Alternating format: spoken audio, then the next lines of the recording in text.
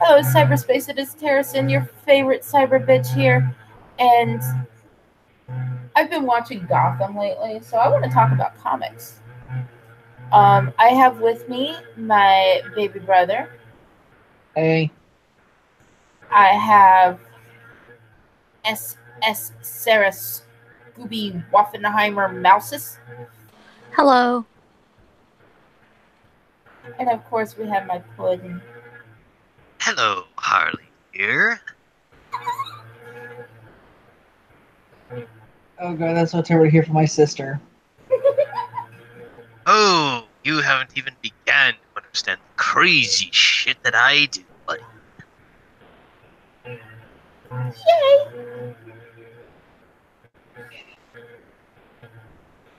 Ah, so, how's Gotham? I haven't been there.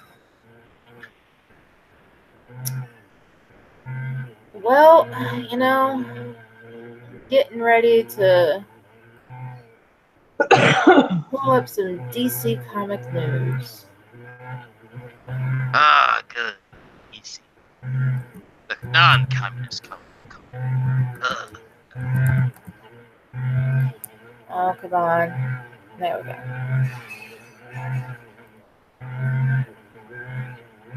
Really gets old when every other comic you see now is something something Donald Trump bad something something. And there's only so many times you can pull the same joke before it starts to suck. And I thought my sense. There's this. So, this is from the DCComics.com news. Aquaman James Wan takes Battle Beneath the Seas. New Young Justice Outsiders trailer debuts ahead of January. Aquaman's Underwater World, James Wan on designing Atlantis.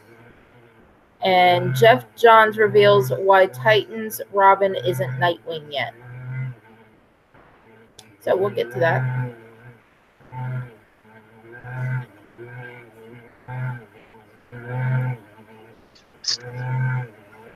Let's see. All right.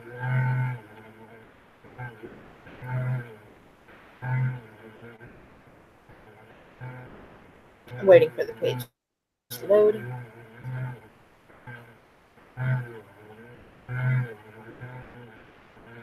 Oh, just hit it with the baseball bat, I'm sure.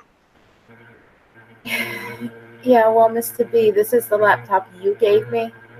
That's why it works. I hit it with a baseball bat several times. That's why the fan's about to go. Because it's made in China. And that's why you have to buy a new one. That or Mexico. Well, it might have been assembled in Mexico. Pretty sure the parts are made in China. No, I'd rather have my shit made in Mexico, but at least they are fucking efficient and they do shit fucking right. The Chinese just don't give a fuck. They'll just throw shit together and be like, oh, here's your computer. I think I'll be doing a screen share on this one. So. Pretty much. You're not wrong. Let's see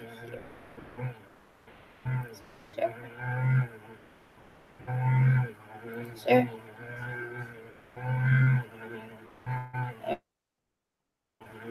All right.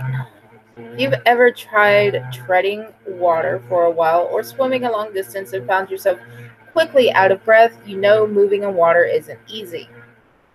Well, as director of Aquaman will tell you, choreographing movement in water is no walk in the park either. James Wan's upcoming DC epic takes viewers to some of the most inhospitable places on Earth, deep beneath the ocean where the intense pressure is more than enough to crush steel. Parts of the movie are set hundreds of miles under the water surface, where light can't penetrate and where underwater volcanoes heat the seas to boiling. It's a miracle anything can survive there, and in Aquaman, it's the setting for some of the movie's most impressive battles.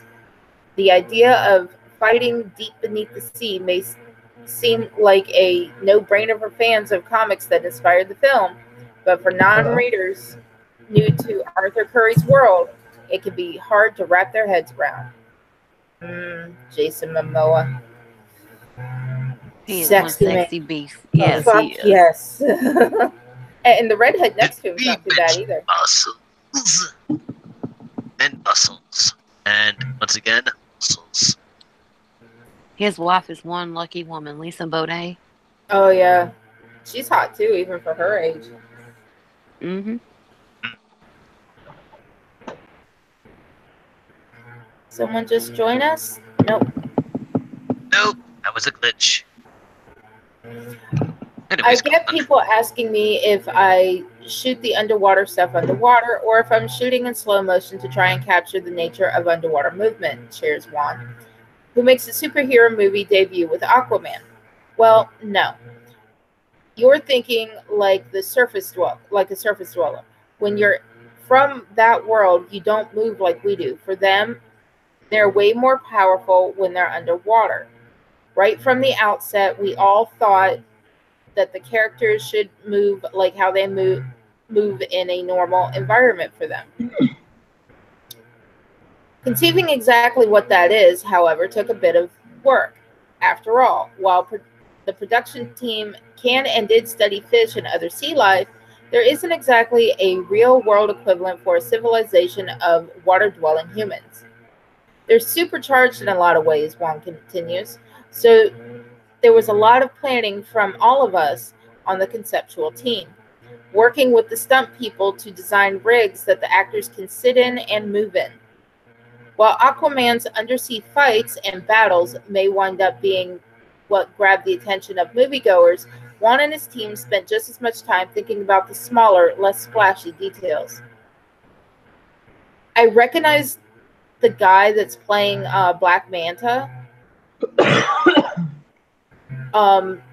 And from what I remember, he plays a damn good villain. In what? I don't remember what movie. I recognize him, but I can't remember what movie. I just remember he played a villain. He kind of reminds me of the guy that played Albert Wesker on Resident Evil. In a sense, I don't think it's him, but it does kind of look like him.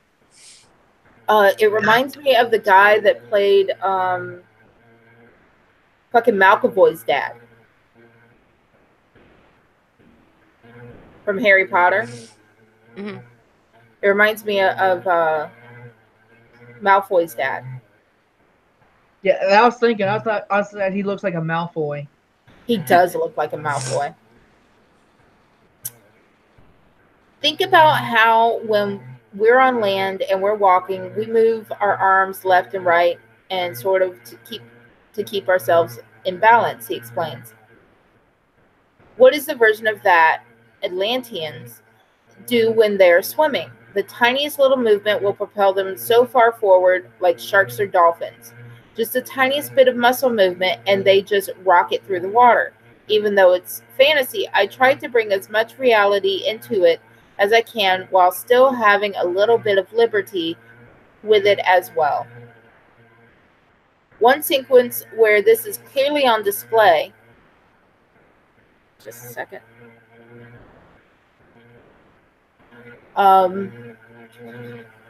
is a high-stakes ritual battle that takes place between Arthur and his brother Orm. Small moments of this pivotal scene can be glimpsed in the movie's trailers, but the film itself, it's a breathtaking fight that finds the brothers battling across the ocean floor, as well as above and underneath it, using the liquid space of Atlantis to give a new spin to a familiar sort of showdown. So instead of, busting through walls and everything in New York City, they're in Atlantis. Nice. It's a classic sword fight, Juan says. I mean, they use tridents, but it's really a sword fight. But you take it and you transport it into this environment, and it takes on a whole different look and feel. How the characters move informs the choreography. Informs the choreography and all of that. Here's a screenshot of it. Oh, nice. Be good looking. It was like Jason Momoa was getting his ass kicked. Mhm. How exactly does one go about conceiving a sequence like that? After all, most of Aquaman's undersea sequences were shot on land. With a lot of difficulty, Juan laughs. It took a long time, just working very closely with my amazing stunt department, and we built rigs for the actors. The biggest directive I had for the stunt department was to make sure it was a fight sequence we had never seen before. We start out with baby steps, designing the fight itself on flat ground. We lay it all out fight-wise, choreography-wise, and then at some point go, you know what? Instead of ducking like this, maybe he spins in the air. Then we take it to the next level and we bring wire into the equation. We redesigned it based on some wire work. And then visual effects come in and help us take it to a completely new level that we couldn't do otherwise. Sharks versus seahorses. Oh my god. That's amazing. Shark kills everyone. That's the rule of. I don't know. Giant seahorses are some mean little fuckers. My money's on a shark.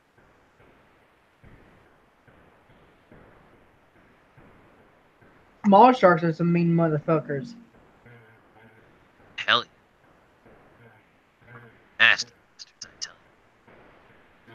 No doubt, Aquaman is an effects heavy movie. But when it comes to the action, Juan prefers to keep one leg in the realm of practical effects. That's how we start, he says. We start with practical, real stunts with real people laying out the flow and action, working with my editor to put it all together, and then just looking at the fight and how it plays. It's a constant process of going back to the stunt people and saying, instead of this, what if we tried it like this? Having made our way through decades of popular, visually impressive superhero movies, it's easy to forget that Aquaman really isn't like any of the movies that have come before. It's as much a fantasy adventure as it is a story about one of the world's foremost superheroes. In fact, it's so technically demanding that it probably would have been impossible to pull it off before now. Nothing in this movie is straightforward, admits Juan. Not even two people sitting around talking is straightforward. You have CG hair, costumes, beards. It's such a difficult movie to make from a technical standpoint. December 21st is when it arrives. And that's one of the movies I want to go see in theaters because Jason Momoa. It looks like an amazing film. Because I know James Wan, he's the director of the Fast and the Furious movies. So I know his shit's going to be good. I just realized Jason Momoa is going back to Atlantis. Yep. Huh? Jason Momoa is going back to Atlantis. He played as Ronan in Stargate Atlantis. True. I never got through all of the Atlantis movie or series. But I can tell you this right now. The facial hair and hair on him is real. I've been watching Frontier. It's real. I need to watch that. Nice. You'd like it. Yeah, CG hair is a motherfucker. It's a lot better to just have all natural. Okay, so what should we go with next? Too bad for Superman. I'm not sure I even want to watch the fucking Shazam. You know anything about Batman? I'm just not keen on Shazam. I've never really liked Shazam. He's one of those heroes where it's either you like him or you think he's a retard. Okay, we're going to talk about Elseworld.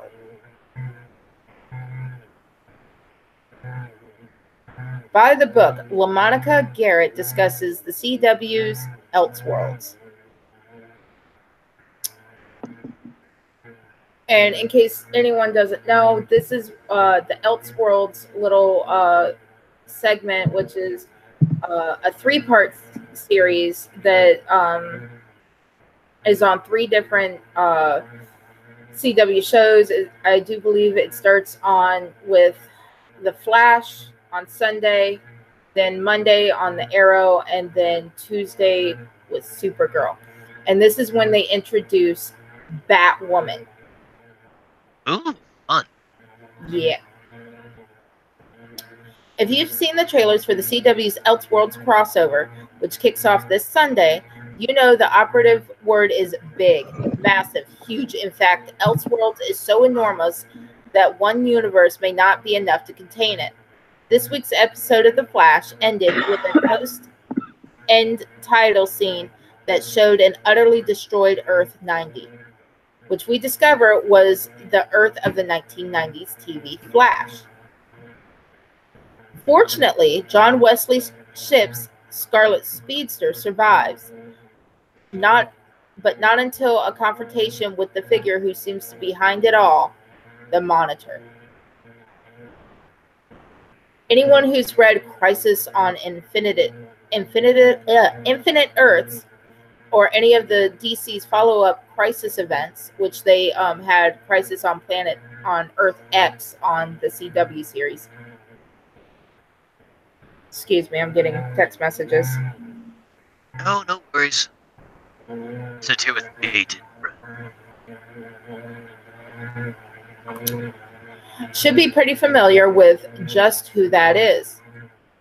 An otherworldly being of great power who came into existence at the very start of the multiverse.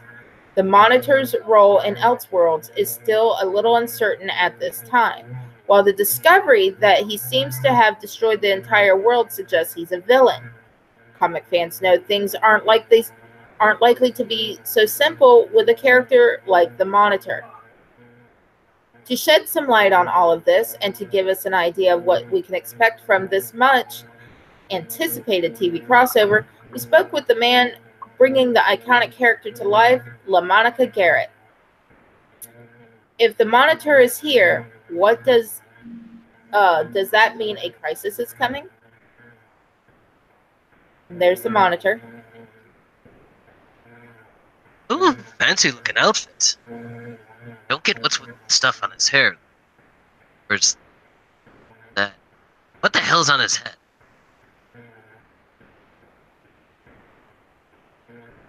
Hair. Oh, that's a weird pattern.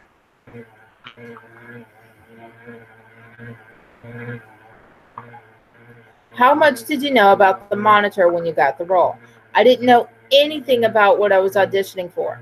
During the audition process, we had dummy sides. I think the character's name was Lon L. And they said he was a powerful kryptonite. There were 2 long scenes with me going toe-to-toe with Superman, and I'm wondering who it is. Are they bringing Val Zod out? I could play Black Superman? I mean, I didn't know where we were going, but after a few auditions, I found out I got it, but still didn't know who it was. That's when they said, you'll be playing Monitor.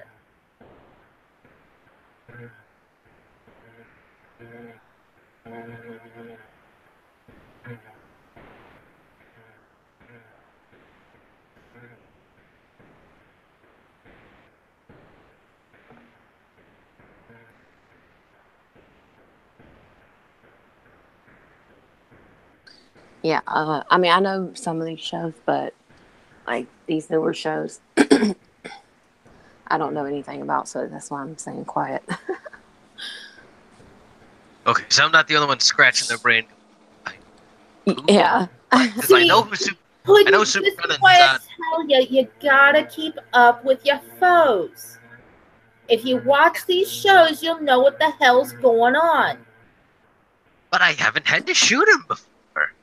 I don't think I really ever needed to shoot him. I don't watch these shows. I used to watch Supergirl when it used to come on CBS, and then it moved to the CW.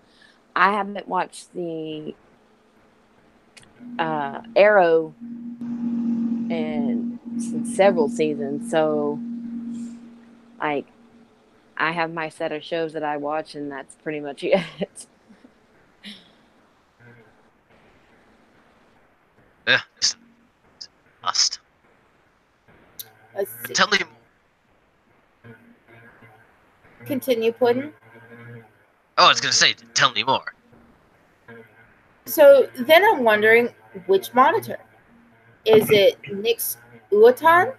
But no, they said it was the original monitor, the anti-monitor's brother. And when you hear that, the first place you go is Crisis on Infinite Earths. So I was excited to see the script because I was thinking they can't be doing Crisis. That's a big deal. I read the script and was amazed and just couldn't wait to jump into it. So they're gonna be doing Crisis on Earths. Alright, now that I know a thing or two about. Not too much. That's normally Scoop's forte. So clearly you do know who the Monitor is and what he means to DC. He goes, yeah, his place in DC mythology is very significant. It's a big deal. The Monitor dealing with some scrawny fucker.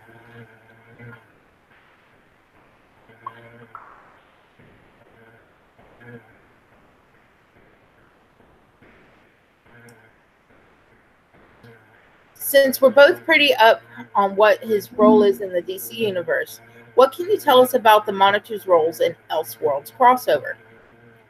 He's the driving force behind the crossover. Without going into detail about exactly what he's doing there, he gives his book, which pretty much destroyed one Earth, to Dr. John Deegan. You don't know if he's good or bad. It's hard to classify him as evil or good, but he's doing this for a purpose. You'll figure out what that purpose is by the end of the crossover. Dr. Deegan isn't a name that DC fans will necessarily know. What can you tell us about him? He's diabolical. He's extreme. I think his energy and how he views the world and superheroes is why the Monitor approaches him. He can help Deegan carry out what the Monitor needs done because of who he is. He's an intelligent guy. He's a doctor. He's creative enough to get some stuff done if he gets the right tools. How would you say this year's crossover compares to previous years? It seems like these things just keep getting bigger and bigger. After last year's, which was Crisis on Earth X, I really don't want to be the one to come on and screw it up because they raised the bar so high. Now, I'm the new guy, so to me, this is all amazing. But when you hear it from Stephen Amell, who plays the Arrow, who for some reason in this image is in the Flash costume, and the Flash is in, oh my God.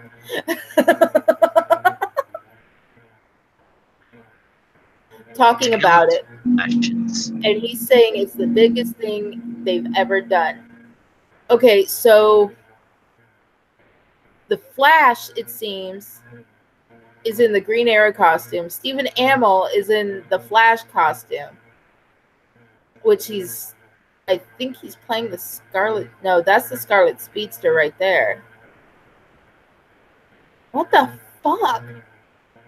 I don't know what the hell they're doing. I just see two guys in two Flash costumes. One looks good, one looks like it came out of the dollar store.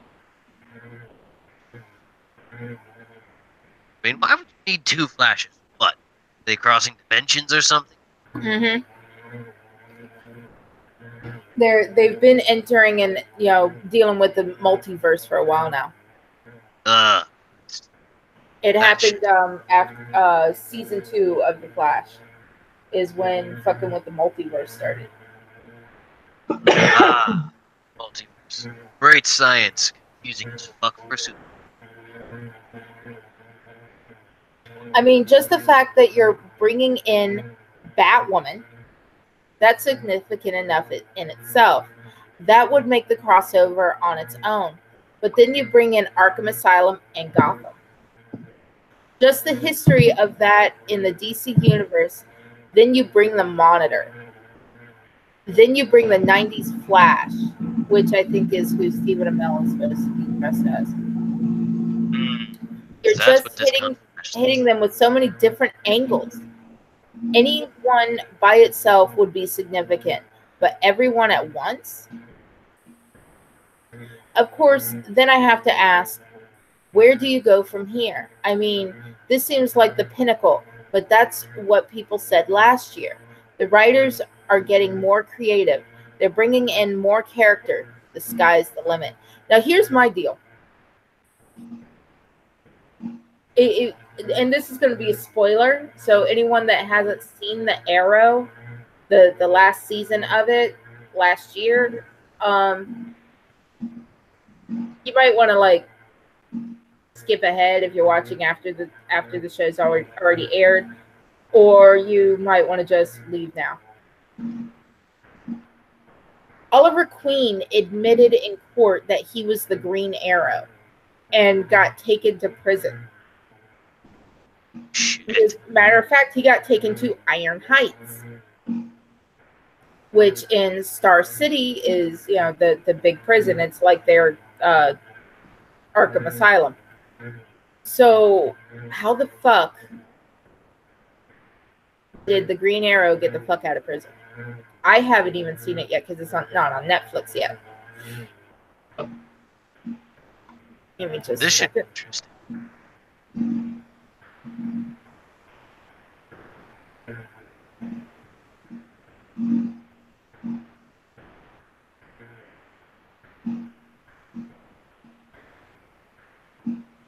Let's talk about Batwoman for a moment. This crossover introduces both Kate Kane and Gotham to the Arrowverse. What do you think they bring to that world? Batwoman alone, she's so kick-ass. Supergirl comes in and she's wreaking havoc just on her own. But then you bring in Batwoman and she's like a counterpoint. Seeing the two of them on screen together, it's just, wow, women unite. Batwoman's character is kind of like Bruce Wayne's type. She gets rubbed the wrong way easily. Oh, wow, she's mean. She's not outgoing. Supergirl's the friendly one. Batwoman's not so friendly. So I think it's a great dynamic when the two of them are on screen together. Plus, bringing in Batwoman, you also bring in Gotham and Arkham. Each time you bring in a new superhero into the fray, you bring in their villains. So this is just going to introduce a whole new set of villains that we grew up reading about and that will be fun to watch play out live. All right, so I can't remember her last name. Oh, Ruby Rose. Ruby Rose is the one playing Batwoman. Nice. Oh, hell yeah, nice. I love Hey, Ruby Rose. I just think of Ruby. No, she's a great actress. I don't care what the communists say. Let her play. But Ruby Rose had to she actually suspended her Twitter account because she kept getting harassed because she wasn't gay enough, which, by the way, she's bisexual, to play a lesbian character. The fuck is wrong with people? Yeah, they like to bitch about the stupid. God forbid you just hire someone to do a job. It's like I think it's Scarlett Johansson that walked away from a movie role playing a gangster. She was born female, but lived her life as a man. And you... Yeah, because she wasn't really transgender. Which is still, I think, kind of absurd. Oh, and then there's Dwayne "The Rock" Johnson, because they're calling him out because he's not black enough anymore. The man's Oh. half black. What matters is, does he do right? Doesn't matter what the hell he, she, it is. Job right. Going to act the character you need to. The Well, character. Puddin', SJWs, they want the real deal. Well, it's like this. If this is my money that I'm paying the people that I hired, this is my project, every fucking thing, everything. My money. Doing everything. Fuck the SJWs. If you don't fucking like it, you don't have to watch it. As simple as that. There you go, Oh, SJWs. It's not for you. Well, that's just it. The NPCs want control over everything. Well, they won't get control of my shit. Good luck with damn that. straight. They'll still try. Yeah, they can Oh, try all they right. want to, but good luck. The Monitor is traditionally one of the most powerful beings in the DC universe. He's also more or less immortal. What do you think that much power and longevity does to someone? That's the hard part of trying to figure out how to approach playing his character. He's nearly omnipotent. He's everywhere. He sees all, he hears all, he doesn't fight. He's not going to get into hand-to-hand combat because he's all powerful. He can die, and we all know from Crisis that he knows his own demise. He sees it coming. He knows exactly what Harbinger did. He knows how it's going to happen, and he lets it happen. And in turn, she gets the powers. He gave them to her. I'm trying to remember who the fuck Harbinger is. You know, if Scooby were here, he would know. I guess he decided he was gonna let something is put. Preparing to play someone like that, I studied other powerful beings in comic books and movies, just looking at how they moved and interacted. They don't have to do a lot. When you're playing someone that's so powerful, the less you do makes it mean all that much more. I know you can say that about anything, less is more. But with being this strong, you really don't have to do much. That's the hard part as an actor. You want to do a lot, but you can't because he's not the dude to do it with. So, in other words, he sat there and watched a bunch of comic book movies, probably even watched some MCU.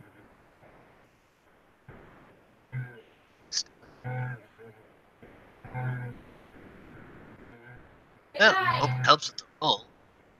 Sounds like they've got a guy that knows how to do the job. Good. Don't get a good actor, they destroy the character.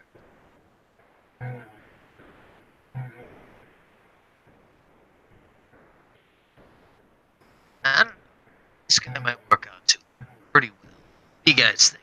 Think he might be able to do well? I can't understand you, Puddin'. God damn it. Fucking hold on.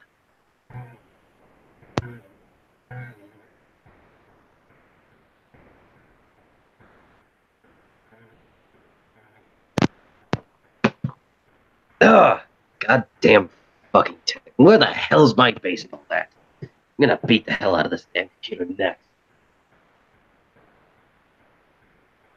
that any better now? Or do I gotta hit this damn thing a few more times to get the fucking work? It's better now, Puddin'. Alright, good. Fine. Pain in the fucking. Anyways, I was asking, what do you guys think? You think this guy's gonna do well? You think he's gonna fit the bill character? I mean, there's a lot more here, but I'm tired of reading it. Alright. Well, that works pretty well. I mean, I'm glad they're doing Crisis on Infinite, because that's always it.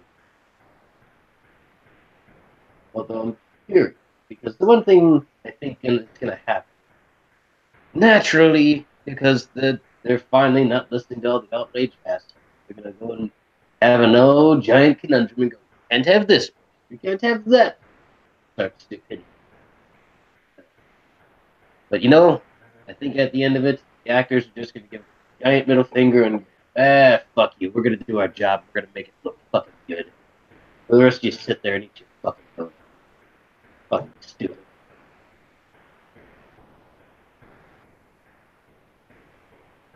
What do you guys think it's gonna go over well? I think it will. Excellent. What do you think, Kel? You think this guy who's doing the role of the monitor, Ruby's gonna do well as Batgirl, and everyone else is gonna do a good job doing their roles? Do well as who? You think Ruby's gonna do well as Batwoman, and you think what's his name's gonna do well as the monitor? I don't know much about Ruby. All right. Well, from what I remember, she's actually been through 2 movies. All right. She's been Guess what we're getting ready to do? We're getting ready to read a comic. I know more about the character Ruby Rose than I do the actor Ruby Rose. Ah. Nice. Ooh, what comic book are you reading? Red Hood Outlaw.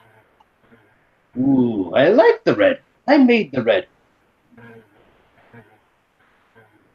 And it looks like they have the Hulk behind them. What the fuck? How do you have the Hulk? Look at the screen. How would they have the Hulk? That's interesting. Guess we're not actually reading, but you know, these are I am images reading. from it. I'm just trying to figure out, okay, why would they have the Hulk with? I have no clue. I mean, it doesn't exactly make sense. All right, You gotta be up to something. here we go. No, I didn't say go back. You stupid fucker. Zoom in. Batwoman. Kate Kane is ex-military, the tactician of our extended dysfunctional Bat family.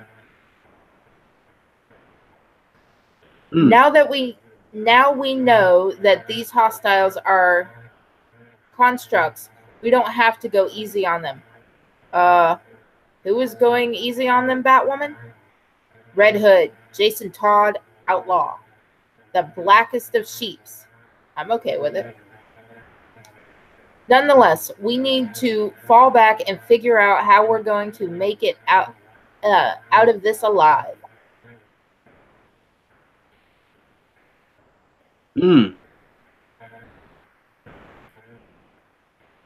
They're fighting zombies. Interesting. It looks like they're fighting. What's the name of them from that book series? I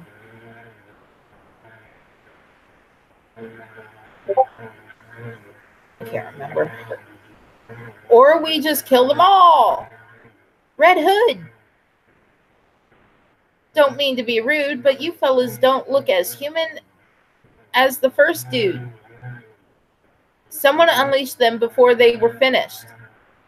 This is an advantage we can press. Shunk. If you don't get us killed first. No one asks for your help, Batwoman.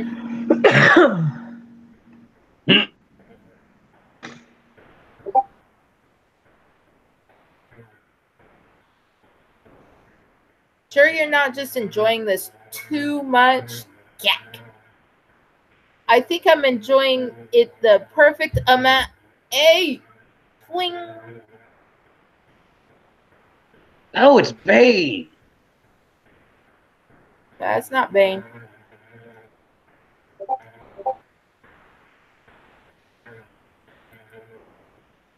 And that's the end of that. No, they only gave us... Yeah. They only gave us a little bit. Well, that looks interesting.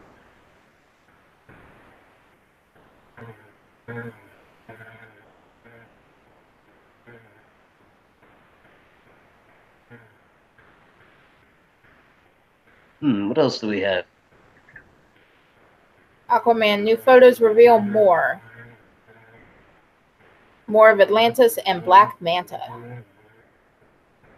No. Okay, I'm just going to go straight to the photos.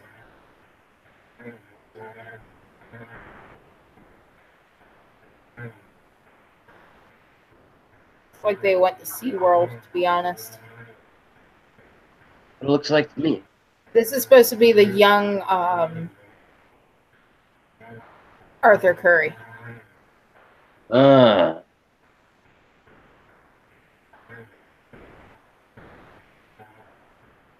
Not sure who that is, but I'm pretty sure these are Black Mantis's henchmen. I think you're right. They look like Either that or they're SEAL Team 69. I don't know.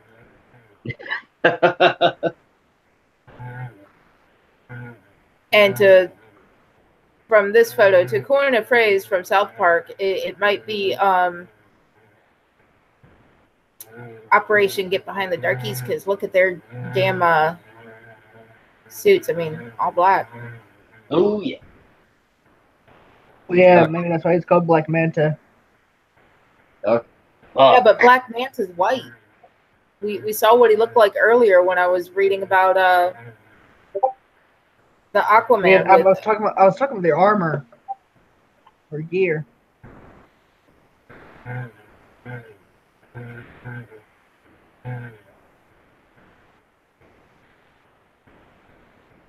Jason Momoa.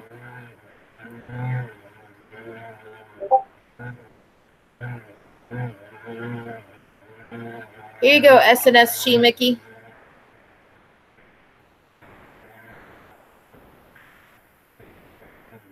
Ooh, I like the tattoo.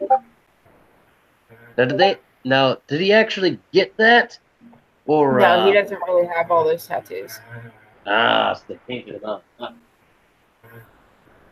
He does have some tattoos, but he doesn't have all those.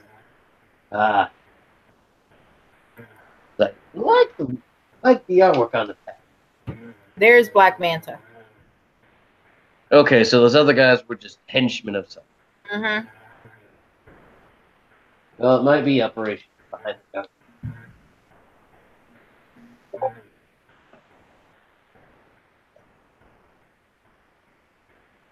Anyone checking the chat for me?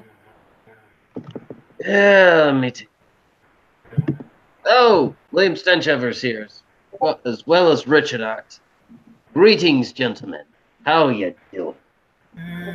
Momoa.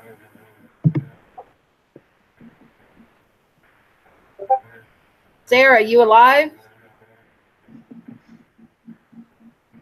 I think Sarah fell asleep, guys. Oh, could be.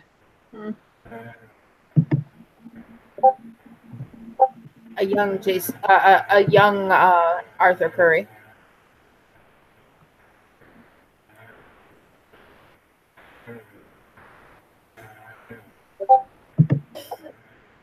These are some great images that they did.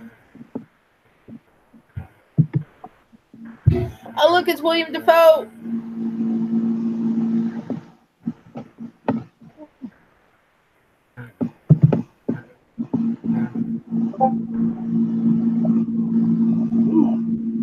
Interesting. I like the special effects. It really kicked ass.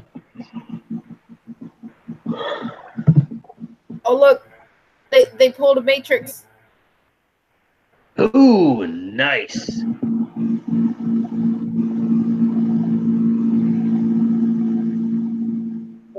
Atlantis when it was above ground or above water. Nice. Either that or they can make it go up and down at will. I have no clue. But none of the buildings have algae on them, so I'm thinking that, this is before it went to underwater.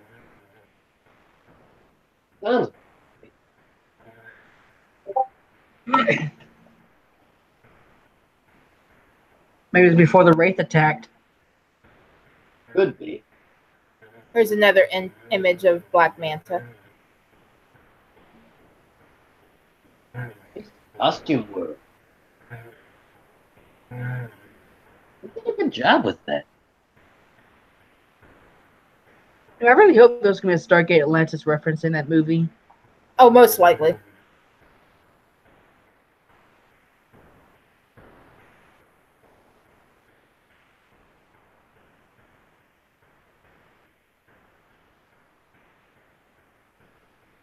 Oh, so during Elseworlds, the characters end up meeting up at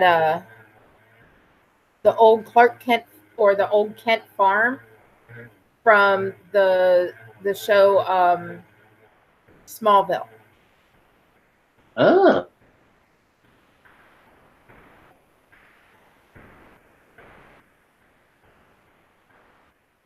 And here's some scenes from it.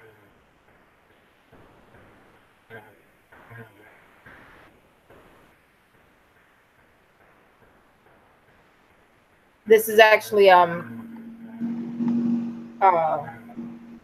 Kara and Superman, Clark Kent.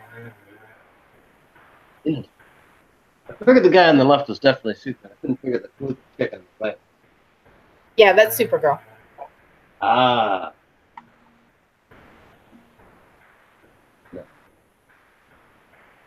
And this is Cisco Ramon. He actually he has the ability to vibe. He can see the past, what's going on in the present and in the future, as well as the ability to open up portals to other worlds. Yes. Sounds like a crafty guy.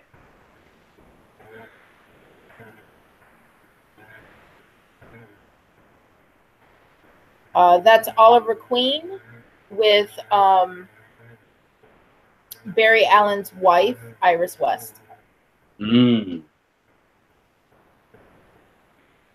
There's the Monitor again. Again, I still don't understand why the fuck Oliver Queen is in the Flash costume. I'm guessing on that world, he's the Flash. Must be. But there's Ruby Rose dressed as Batwoman. And they can't introduce Batman yet because Disney bought Fox, as everyone knows. Well, DC continued to hold claim over the show Gotham. Mm. So guaranteed they're going to pull Gotham and either throw it onto CW or they're going to be like, okay, that's dead. We're going to start over. And they'll introduce Batman at some point.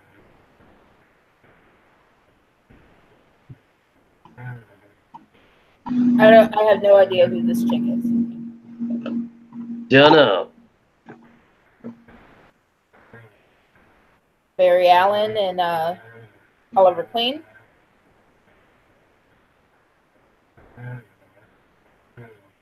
Central City Police, which is where Barry Allen's from.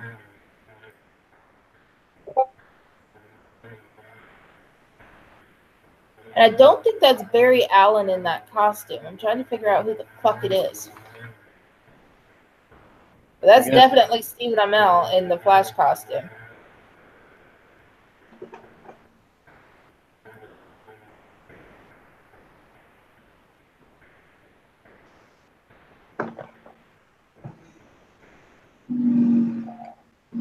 I bet I know who it is. It's probably Ray, who used to play Arsenal on the Arrow. Ah. Think so. Stephen Amell. Well, it looks like in Gotham, Cisco Ramon is a thug.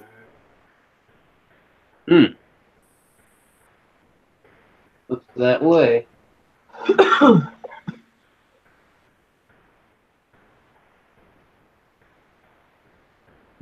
Snappy dressing. Minions.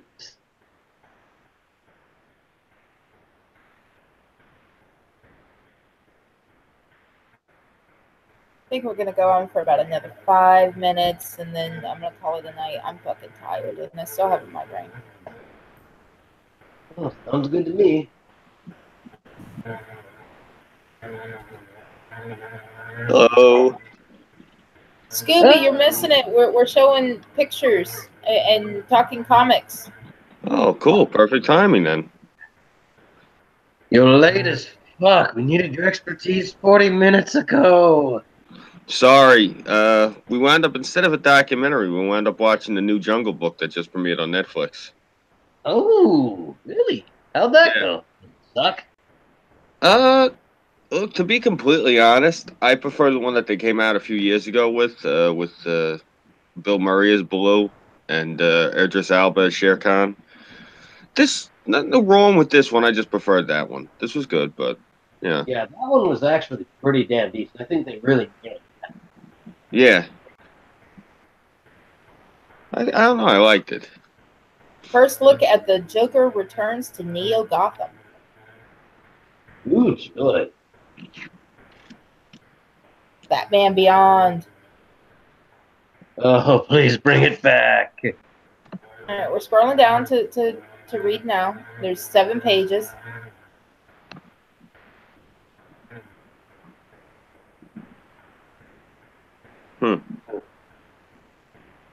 Puddin', you better be looking. I'm waiting for you to start But- reading. But Puddin', you're going bald. I'm not going that bald. It's just a haircut. Puddin', you're going bald. I'm not going bald. Look at yourself. Look right here on the computer screen. You're going bald. Fuck. Bullshit. I call bullshit. You're going bald. God damn it. I am not going bald. Yeah. Oh, I just hired an idiot to cut my hair. I swear. And I'm telling you, you're going bald. Not going bald.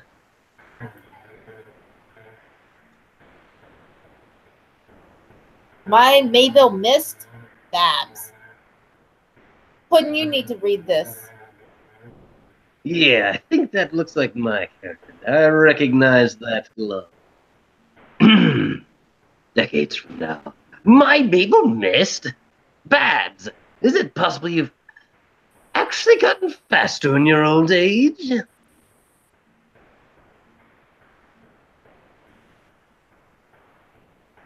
The final joke part 2. Oh, joy.